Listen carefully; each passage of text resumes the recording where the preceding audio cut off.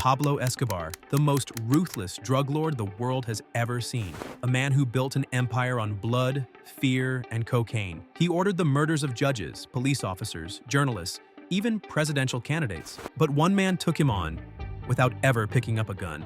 His name was Robert Mazur, an IRS agent who helped launder hundreds of millions in cartel money, while secretly working for the IRS. Pretending to be Bob Musella, a smooth money launderer, Mazur went undercover to break apart Escobar's empire from the inside, putting his life on the line to reveal the truth. The craziest part was how Mazur pulled off a brilliant trap, getting criminals, bankers, and cartel insiders all in one place, and then arrested them all at the same time in a humiliating sting. And that's when everything blew up. The cartel was so furious they put a $50,000 bounty on his head. This is the real story of U.S. Customs agent Robert Mazur, who goes undercover to infiltrate Pablo Escobar's Medellín Cartel and exposed the biggest narco-bank in American history, all while staying one step ahead of the most dangerous cocaine king the world has ever known. And you're watching The Money Game. Before he became the king of cocaine, Pablo Escobar was just a poor kid from Medellín. Born in 1949 to a hardworking farmer and a school teacher, Pablo grew up in a world where the drug trade paid better than any honest job. As a teenager, he dove headfirst into crime, stealing bikes, robbing stores, hustling in the streets, whatever it took to get rich, fast. By 16, he had dropped out of school, opened a bicycle repair shop, and quickly graduated from petty theft to armed robberies. Some say he even stole tombstones, erased the names, and sold them back to grieving families. But Pablo wasn't just a thug. He was ambitious, smart. In his early 20s, he found his golden ticket, cocaine. He smuggled his first batch of paste from Ecuador, processed it, and made more money than he had ever dreamed. That was it. He was hooked, not on drugs, but on power. By his 30s, Pablo was running the Medellín Cartel, one of the biggest drug empires the world has ever seen. He controlled 80% of the global cocaine market, pulling in around $70 million a day. That's right, a day. With his brutal plata o plomo rule, silver or lead, you either took Pablo's bribe or you ended up dead. That's how he built an empire fueled by fear. But he wasn't just rich. He was ruthless. He ordered the murders of judges, police officers, politicians, even presidential candidates. If you stood in his way, you didn't last long. And yet, to the poor in Colombia, he was a hero. He built homes, soccer fields, and schools. He played the part of a saint. But behind all the charity was blood money. And all that money needed to be cleaned. That's where this story takes a sharp turn. Every day, Pablo Escobar's cartel smuggled 15 tons of cocaine into the U.S. Piles of dirty cash followed. Millions in U.S. dollars, so much that Escobar buried it in fields. Law enforcement had been trying to shut down the drug routes for years. They'd bust low-level dealers, seize a few planes, maybe a couple of speedboats, but it was like cutting the tail off a snake that just grew 2 more heads. Then came a realization, simple but brilliant. If cocaine was the product and violence was the strategy, the real engine behind Escobar's empire was something else entirely: money. Dirty, untraceable, endlessly multiplying money. And where there's money, there's always paperwork. Smuggling drugs was easy. Moving the money, that's where things got tricky. Escobar had every trick in the book: fake companies, hidden bank accounts, offshore loopholes. He had lawyers, brokers, bankers, all working to make his blood money look clean. But what he didn't know, one of his trusted banker was actually working for the IRS.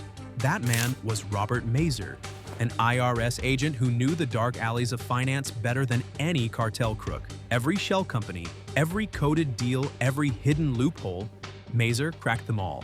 Posing as a money launderer, he slipped into Escobar's world, ready to unravel the empire from the inside. In 1986, Operation Sea Chase, a U.S. Customs Service sting operation running from 1986 to 1988, targeted the heart of Pablo Escobar's Medellín Cartel and its money laundering network. The mission aimed to dismantle a system that washed $400 to $500 billion annually from global drug sales, with $65 billion coming from the U.S. alone.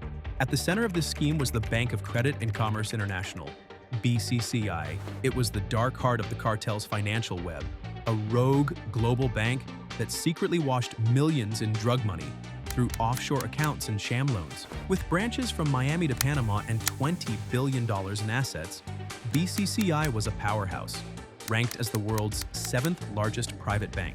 Yet beneath the surface, it thrived on corruption, turning Escobar's cocaine cash into untouchable wealth. Robert Mazur went undercover, adopting the identity of Bob Musella, a professional money launderer, and infiltrated BCCI's operations. He specialized in one thing, making drug money look legitimate. Soon enough, Mazur was introduced to Roberto Baez Alcano, a wealthy Chilean-born jeweler who was one of the main collectors of cash for the Medellín Cartel in the United States. Alcano managed large-scale money laundering operations, funneling drug proceeds through BCCI and other channels, and was trusted by Escobar's inner circle, including advisor Santiago Uribe. Over months, Mazur, posing as Musella, built trust with Alcano through cartel contacts. They partied in luxury settings, $1,000 per night suites, champagne, Rolls Royces, while Mazur recorded conversations with hidden devices. Alcano saw Musella as a friend, even involving his family in social events. Mazur felt the emotional strain, saying he had given a piece of my real heart to maintain authenticity. He dealt with Alcano's spouse and children, later expressing guilt over harming innocent family members. Alcano funneled drug money through businesses that appeared legitimate. One was a construction company in Los Angeles, building a $750,000 apartment complex. He also set up a company called Antilles Promotions, which organized a boxing match, a perfect setup for mixing drug cash with legitimate money. Alcano shared details of laundering schemes, including BCCI's role, unaware that Mazur was secretly recording every word. These recordings became critical evidence, linking Alcano to over $34 million laundered for the cartel. Meanwhile, Mazur started laundering millions of dollars under his undercover persona, all while secretly documenting every transaction. And at the heart of it all was one institution, the Bank of Credit and Commerce International, BCCI. Cartels wired funds through it, created fake loans, hid assets, and funneled dirty cash across continents. And Mazur? He was already inside the system. BCCI's money laundering process was designed to make drug money appear legitimate by moving it through complex international financial systems. Here's how it typically worked, based on Mazur's accounts and Operation Sea Chase details. It all started with initial contact and setup. Cartel operatives needed to clean mountains of U.S. drug money. Mazur, posing as Bob Musella, a businessman managing Colombian clients' funds, approached BCCI's Tampa branch. At their first meeting, he openly discussed moving large sums offshore, no questions asked. BCCI officers like Amjad Awan didn't flinch. They immediately offered black market solutions, fake businesses, offshore accounts, hidden deposits. The bank's willingness to help was obvious. BCCI even coached Mazur on how to hide where the money came from, using cash-heavy fronts like restaurants for deposits, then wiring the funds offshore. Then came the cash deposits and transfers. Suitcases stuffed with cocaine money, often packed with crisp bills for fast counting, were deposited into BCCI accounts across cities like Tampa and Miami. From there, the money was wired to BCCI branches in secrecy-friendly jurisdictions like Panama, Luxembourg, or the Bahamas. There, it was used to buy certificates of deposit, CDs, or placed in offshore accounts. BCCI would then issue loans in another country, e.g. a loan in London backed by a Panama CD, making the money appear as legitimate loan proceeds. These off-book loans obscured the cash's drug origins. Wire transfers were common, with BCCI moving funds through multiple countries, e.g. France, Uruguay, Colombia, to complicate tracking. Pre-signed checks by cartel members allowed quick access to funds in Colombia. On paper, it looked like a normal business loan. In reality, it was drug money, laundered clean. Next came the cover mechanisms. BCCI built layers of protection, shell companies, nominee directors, fake transactions. They issued phony loans to front companies that never paid them back, covering the missing money with falsified records. BCCI's sprawling network, 400 branches across 78 countries, let it move money anywhere, fast. In secrecy havens like Luxembourg, oversight was a joke. Bribes to regulators made it even easier. Finally, there was the profit. For every $1 million laundered, BCCI took its cut. On the $14 million Mazur's team moved during Operation Sea Chase, the bank pocketed $250,000 in fees. But the real scam was even bigger. BCCI would boost its balance sheets by soliciting huge short-term deposits right before audits, hiding massive black holes left by fraudulent loans.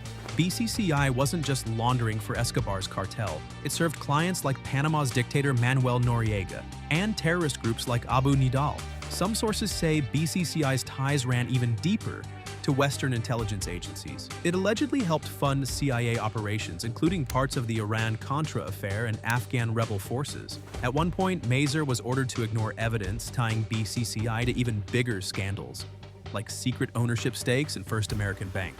In October 1988, Robert Mazur staged a fake wedding at the Innisbrook Resort in Palm Harbor, Florida. BCCI executives, Al-Qaeda, and other cartel figures were invited.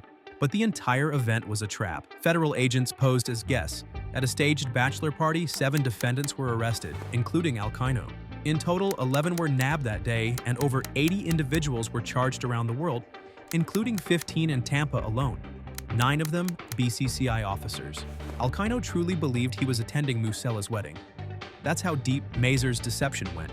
And with arrests happening just weeks before the US elections, Operation Sea Chase made national headlines. The aftermath was just as intense. In 1990, Al-Qaeda and 4 BCCI officers were convicted of money laundering and conspiracy in a trial that lasted 6 months. Mazur testified for 3 of those months, facing a $40 million defense team and relentless cross-examination. Despite the pressure, all defendants were convicted. Al-Qaeda received prison time, though the exact details of his sentence remain unclear. His conviction disrupted cartel operations, at least temporarily, but Escobar's empire would remain strong until 1993. BCCI was shut down in July 1991 and fined $14.8 million, with over $600 million in total fines and forfeitures imposed across related cases. As for Mazur, the operation didn't end with the arrests. The Medellín Cartel placed a $500,000 bounty on his head. In Colombia, a culture deeply rooted in vengeance made that threat very real. He and his family were forced to assume new identities and leave the US for safety. He declined 24/7 armed protection, believing anonymity was a better shield than bodyguards. Years later, he wrote The Infiltrator, a book that became the 2016 film starring Bryan Cranston. He's since spoken out about how money laundering continues on a massive scale, citing institutions like HSBC moving an estimated $300 billion a year. He believes Operation Sea Chase ended too soon. Important leads, like BCCI's ownership of First American Bank or links to the CIA, were deliberately ignored. He was told to focus only on drug money. Everything else, off limits. In the end, Operation Sea Chase became one of the most successful drug prosecutions in US Customs history. But the real money game? It never stopped. It just got better at hiding. Money never sleeps on Wall Street, and neither does on our channel. Watch all the mind-blowing Wall Street stories and explore intriguing money movies, all here in one place. Like this video and subscribe to The Money Game to level up your financial game today.